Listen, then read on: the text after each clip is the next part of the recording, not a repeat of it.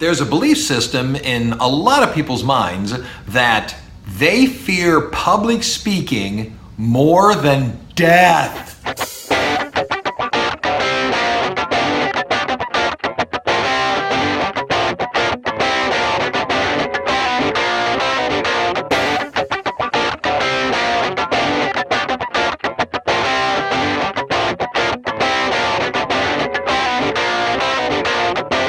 Hello and welcome back to another edition of Is This Going to Be on the Test? Playing off the introduction, believe it or not, there is a large group of the public that would rather, or so they say, face death than speak publicly.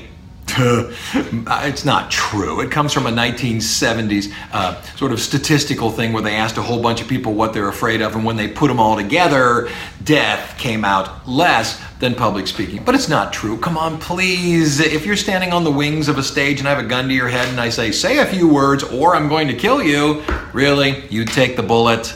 And those of you who are like, no, yeah, I take the bullet. Stop it. Stop it. Oh, by the way, I'm Joe Burns. I am a professor. By the way, I teach public speaking, which is the reason I feel strong about talking to you about this. It's not everything I teach, but it's one of the big ones. So, sooner or later in your college career, you are going to have to give a presentation. I have watched 11 billion presentations. I know what's good. I know what's bad. Give me 10 minutes of your time and allow me to tell you what's good, what's bad, and how you can put together one heck of a verbal presentation. Okay? Now, you can probably, if you've watched these to this certain point, you can probably tell the first thing I'm going to say is, find out when is it due, how long does it need to be, just to find the basics. What are the instructions? Fine. Moving along. I'm going to give you three things right off the bat. Do not do these, and you will immediately rise into the cream of the crop. Do not do these three things. Number one, you're probably going to create a PowerPoint or a Prezi presentation, or whatever the new hip thing is online to create the presentation, a visual behind you. If you do that, and you should, I think visuals are good. If you do that, this is number one, do not read the panels to me. Don't just stand there and look up at it. Don't do that. It's boring. There's no two ways about it. It's boring, it's dull, and it shows you didn't do anything past make these panels. Don't read it to me. That's number one thing not to do. Number two thing not to do, you wrote a paper. This is usually how presentations go. You have to give a presentation off a paper you've written or some kind of a document you've created. Number two, don't read the paper. Oh, that's so boring. I guarantee you've had a professor that stood at the front of the class and just read the book to you. Didn't you want to jump out the window? Anything but stand there and listen to this poor fella just read the book to you. So number one, don't read the clips to me on the PowerPoint. Don't read the paper to me as number two. And number three, for goodness sakes, don't use note cards. Don't use note cards. I get it. It's the go-to. It's what you see in newspapers and movies and such. I get it. It's the go-to. But it makes you look so plastic and fake. Nobody speaks like this. I'm interested in taking you to the prom. Here is reason number one why I think you should go to the prom with me. Gee, that doesn't put you at arm's length from the audience, now does it? Don't read the panels, don't read your paper, don't use note cards. Do those three things? Rock star. Okay, what do you do? It's real easy for me to sit here and say, don't do this. What do you do? A presentation is verbal. It is to be spoken. Tell me a story. Talk to me as if I am a single person and you have something that you're so interested in. Oh man, Bob, let me tell you about this. Every one of you's had one of those times. Something's happened to you in your life. You run up to your best friend.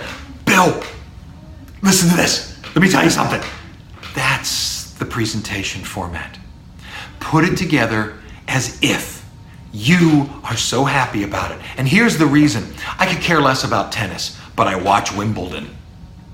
I don't really care about baseball, but I watch the World Series. I love basketball, but I don't get to watch it very often. But the playoffs, watch them. You bet. The best of something will always interest someone. Nobody cares about tiddlywinks, but the best tiddlywink player in the world, I want to watch him. I want to watch her. Right? The Olympics, thank goodness, are only on 4 years. Every 4 years. We couldn't take them. I get it. It's summer, 2 years, but the winter's every 4 years. Back to back. Keep these three things in mind. 70, 20, 10. 70, 20, 10. People will make a decision about you.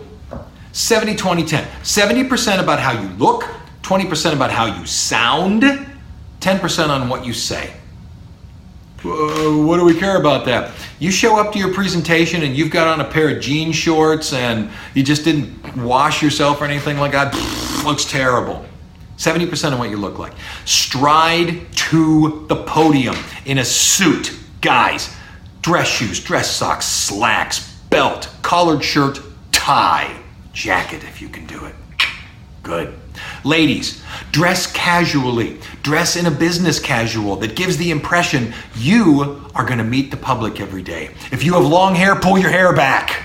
Because I don't want to see this. I'm trying to, tell you about something today. Behind the ear, behind the ear, behind the ear. You lean down to look at something and the hair falls down. Pull your hair back. Pull your hair back.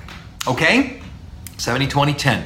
20, how you sound. If you give your presentation like this, you are not going to be taken seriously. Strong voice. Full voice. I get it. I've got a baritone voice and people are like, well, your voice is wonderful. Stop that. Your voice is great too. Own it. Out loud. Dress. Look nice. To the podium. Ladies and gentlemen, I have something I want to talk to you about. Boom. That's good. 70, 20, 10% what you say. Can't help you with that. That's up to you, what you're going to say. Okay? Another thing, don't put on a show. This happens in public speaking all the time. Somebody strides to the podium and then you get this. Okay. Ooh. All right. I'm ready to go. Ooh. Don't put on a show. Don't put on a show. Go to the podium, put your notes down, bang. Make sure everyone's ready, bang. Good evening, ladies and gentlemen. I wish to speak to you about bang. Do it.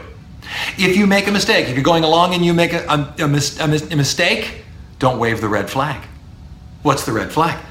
As you're talking along and you make a mistake, oh God, I'm sorry. Oh, can I start again? Flag. Wave the red flag. Don't do that. If you trip up, just keep going. Nobody cares.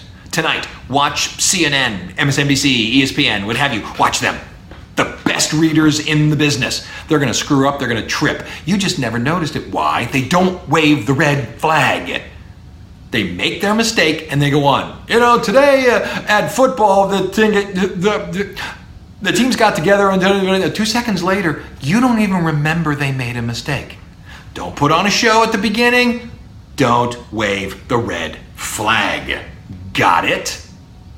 Now, some of you have got to be scared to death of the presentation of this. I understand. Actually, I don't understand. I just genetically, I'm not afraid of audiences. But if you are, I'm going to give you the one tip, in my opinion, that I think has helped more students get over that concern. And the thing you're afraid of, in all of the, I'm in public speaking, I'm scared. The thing you're afraid of is public humiliation.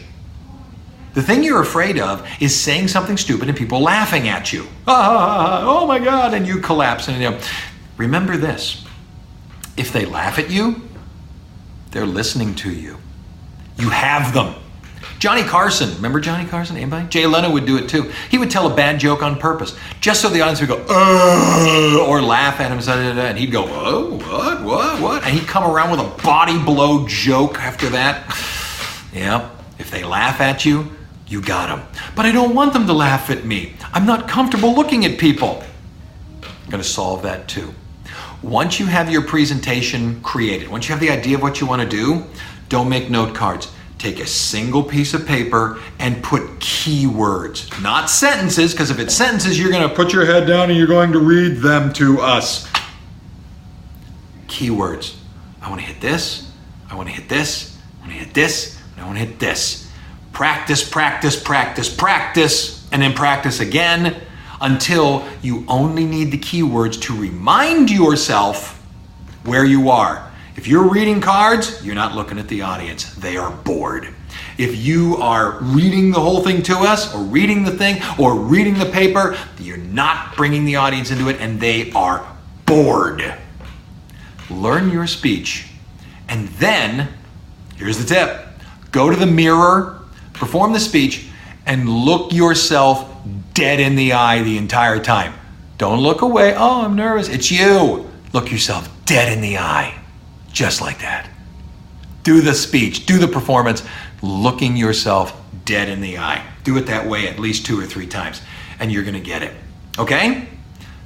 Create an introduction. When you start the speech, create an introduction. It should do 3 things. Number 1, who are you? Give us your name. But the teacher said my name. I don't care. Give us your name, give us the topic of your speech, and tell us why we should even listen to you. Why are you an expert on this topic? Hi, my name is Joe Burns, and I'm here to talk to you about the Protestant Reformation. And the reason I'm able to talk to you about it is because I took all of last week and I read so many stories about the Protestant Reformation. Now I'm going to tell you all about it. I want your name, I want what your topic is, and I want why I should give you 10 minutes of my life to present this to you. Body of the speech. Topic, topic, topic, topic. Don't read it off the things. Don't read your paper. Keywords on a piece of paper and present it to me. Then make a point of giving a conclusion statement. Like, in conclusion, I'm going to wrap it up here now. Okay, let me finish with this. Those statements you make actually allows the audience to give a sigh of relief. Oh, he's done. And then within 30 seconds, wrap it up. So I just told you da da da da da da da da da, and that's that. Thank you. End with a good, solid, strong thank you. It's like dun dun dun dun dun bang. Good, solid thank you. Don't read them. Don't read the plates. Don't read your paper. Don't use note cards. Practice, practice, practice. And look yourself dead in the mirror. I know it sounds dumb, but it's really gonna do good things for you. Dress up, look nice. Presentations are great. They really are. Think about it. You get good at presentations, you get to give toasts.